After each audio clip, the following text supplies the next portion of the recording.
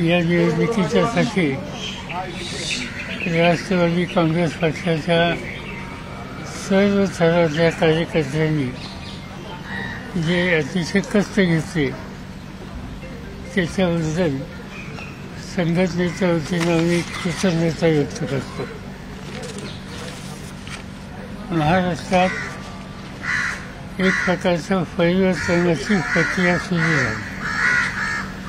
जो काही निवडणुकीचा निकाल आहे तुमच्या हातामध्ये माझे स्टेटमेंट आहे, त्याच्यामध्ये सविस्तर लिहिलं आहे की हा निकाल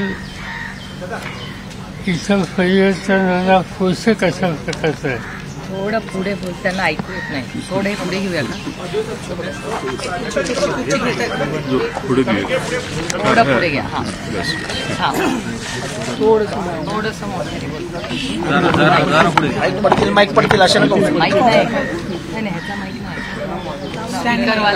स्पीकरवाला नाही. आणि आम्हाला लोकांचा प्रयत्न हा राहणार आहे की ही देशाच्या लोकसभेची निवडणूक झाली सुदैवानं. देश पातळीवरचं चित्रसुद्धा अतिशय आशादायक आहे.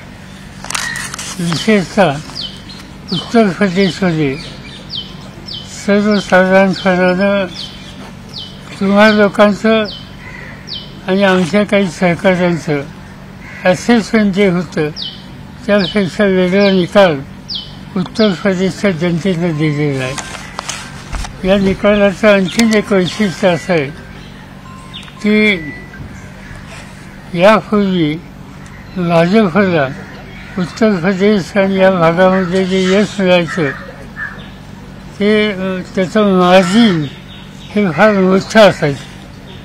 आता त्यांना काही ज्या जागा मिळाल्यात त्या मर्यादित अशा प्रकारच्या मार्जिनी मिळाल्यात.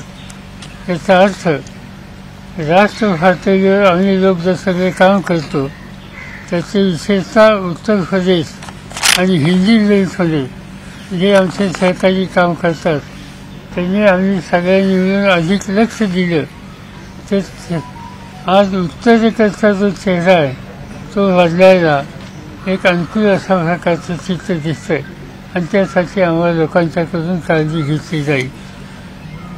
आज हा निकाल झाल्याच्या नंतर मी काही सहकाऱ्यांशी चर्चा केली.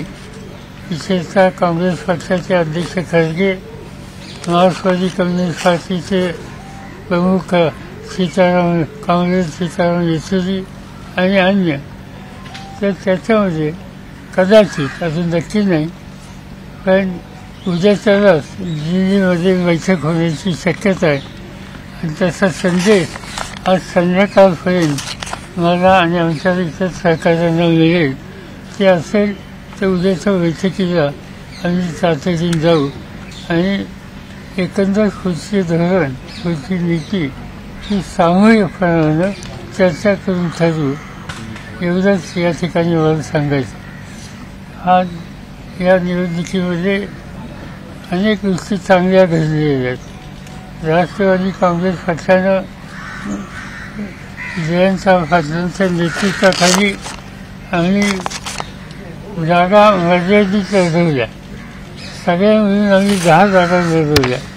पण त्याच्यामध्ये असं दिसतंय की 7 जागेवर अंतिम काही त्याचा पूर्ण काउंटिंग झालेलं नाही पण 7 जागेवरच्यावर आज आम्ही तुझ्या आहोत. किती 7 होती? 7 जागेंच्यावर आज आम्ही पुढे आहोत. याचा अर्थ 10 जागा लढून 7मध्ये विजय मिळण्याच्या संबंधीचं चित्र. याचा अर्थ स्ट्रायकिंग रेट हा राष्ट्रवादी काँग्रेसचा या निवडणुकीमध्ये निश्चितपणाने झालेला आहे. हा जो काही यश मिळालं ते यश मिळालं ते एकट्या राष्ट्रवादी काँग्रेसचं यश आहे असं आम्ही मानत नाही. आम्ही ही जी महाराष्ट्र विकास आघाडी केली याचा उल्लेख माझ्या स्टेटमेंटमध्ये सविस्तर आहे. त्या आघाडीच्या वतीनं आणि विशेषतः काँग्रेस पक्ष आणि उद्धव ठाकरेंच्या नेतृत्वाखालची शिवसेना आणि आमचे सहकारी या सगळ्यांनी एकत्रित जीवाभावाच्या वतीनं काम करण्याची भूमिका घेतली आणि त्यामुळेच हे यश जसं आम्हाला मिळालं राष्ट्रवादीला तसं काँग्रेसलाही मिळालं आणि उद्धव ठाकरेंच्या नेतृत्वाखालच्या पक्षाला सुद्धा मिळालं. आणि या जे मी सुरुवातीला सांगितलं की परिवर्तनाचं वातावरण आहे आणि आम्ही तिघेही एकत्रित राहून उद्याच्या काळामध्ये आमची धोरणं ठरवू आणि महाराष्ट्राच्या जनतेची सेवा करायची खबरदारी घेऊ एवढंच या ठिकाणी मला सांगायचं आहे. उद्याची बैठक ही दिल्लीला आज संध्याकाळी करेल ठरेल आणि ती झाली तर त्या बैठकीला माझी उपस्थिती असेल. आज काही टेलिव्हिजनवर बातमी आहे किंवा मी चंद्रबाबूंशी बोललो आणखीन कोणाशी बोललो याच्यात काही तथ्य नाही. मी काही कोणाशी बोललेलं नाही. बोलणं माझं झालं असेल तर ते काँग्रेस अध्यक्ष आणि काँग्रेस नेतृत्व यांच्याशी झालं, बाकी कुणाच्या संबंधित नाही. या चर्चा करणं इतरांशी याबद्दलचं धोरण हे राष्ट्रीय पातळीवरचे आमचे सगळे सहकारी आहेत त्यांच्याशी विचारविनिमय करून केलं जाईल.